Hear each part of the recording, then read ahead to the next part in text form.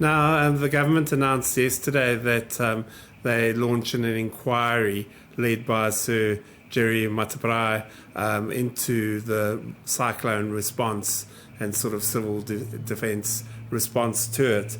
And there's also one at local level. Why is this so important? Well, I think a lot of things didn't quite go right around civil defence, and it didn't go right back then and now. Like we're now fighting to get paid for bills. My view on that is, well, why do we need civil defence? Because we could do this stuff ourselves. And why are we being told by others if they're not going to pay the bills? We've got to do it this way, or we won't pay your bills. And now they're reneging on bills. So yeah, I think there's so many. There seems to be a lot of waste out there, and I just think I've always thought you have a council set up that has elected members with governance over the top, your CE and his staff. It works. Why aren't we getting trained up more ourselves in civil defence instead of putting that whole organisation to one side and you have to be told what to do basically? And then, yeah, I just think it's not fit for purpose for New Zealand. I think we can do things better and a lot more efficient.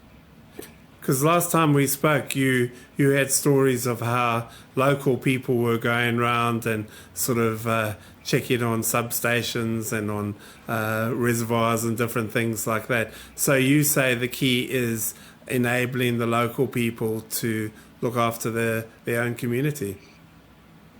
Absolutely. So on the day of the emergency, I couldn't get to town. They had to get the okay to get the mayor to town, would you believe? And so obviously it didn't happen. So one of my councillors had to sign off on the civil state of emergency. Hindsight, she said, Craig, it was like I was signing the Treaty of Waitangi all over again, signing our rights away as a community, and to be told by others that what we could do when we know our community best. Yeah. So what are some of the things you think, apart from putting in local hands, that could be done better? Well, I think you've got look. A lot of our staff do work for civil defence when they take over, but you've got, in our case, we've got 7 elected members. That includes myself. A lot of us, a lot of them felt like they weren't even important in the whole picture. Those are the people that know their communities because they get voted in by their communities. Use them to a larger extent, and just really work out what our communities need. And, I don't want people from down the way telling us what we should do. And I think we need to break down into our communities too and have smaller civil defence centres scattered throughout the community so we can work out what's what there. And councils can do that better, setting up hubs and that. We're very lucky. We've got quite a resilient community, but there were still people who didn't know what the hell was going on. Yeah, because in March you wrote quite a strong letter sort of kind of holding the regional council to account and about their response and that. Tell us a bit about that. Why did you feel so it was important to make that view? Yeah, no, that's fine. So I'm really worried, like with our flood event. Here's an example. We flooded unusually. We were in low tide, and I want to know why we flooded. So they're coming out, and the government's doing that. But I keep saying to the regional council, let's find out why we're flooded. So where the particular main flood occurred, no one's been there to have a look. They might have flown over in a helicopter.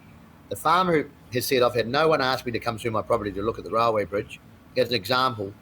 And you can't do things from an office down in Hawke's Bay. You need to get on the ground. And yet, I'm sure regional council will say when they haven't in their responses that we have staff in Warren, and they're great staff, but they also have business as usual. A lot of them aren't experts on river stuff and water and floods, and they're getting there now, but it's still, there's a lot to do, and there's a lot of questions moving forward. If we can nail them and they can be answered correctly or properly, will help us in the future. Because I mean, on the face of it, the 4 mayors and the regional council chair, it looks like you're quite a sort of tight unit kind of thing.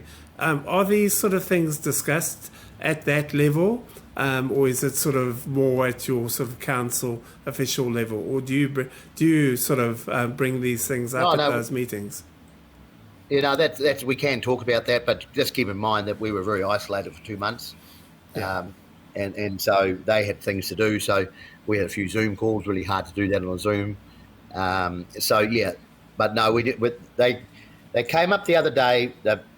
The CE and the chair, they spent the day in Wairau, which was great. I've told them that we really need to see them more, because that just gives Wairau confidence that we can do this together. But we need to see people on up here meeting our community and going for it. And like the difference is, with rates, we went out as a council. We don't have to consult this year or engage, but we decided, well, it's such a tough year, we need to. We've got higher rates than we promised, and we did 25 meets in 10 days. It was just really hectic, but that's what we do for our community. And I don't know, the regional council, I don't know what they did actually. They might have had one. I'm not sure. Yeah. And what more support does Wairau need? We just need people to realise that, one, we're really quite a poor community.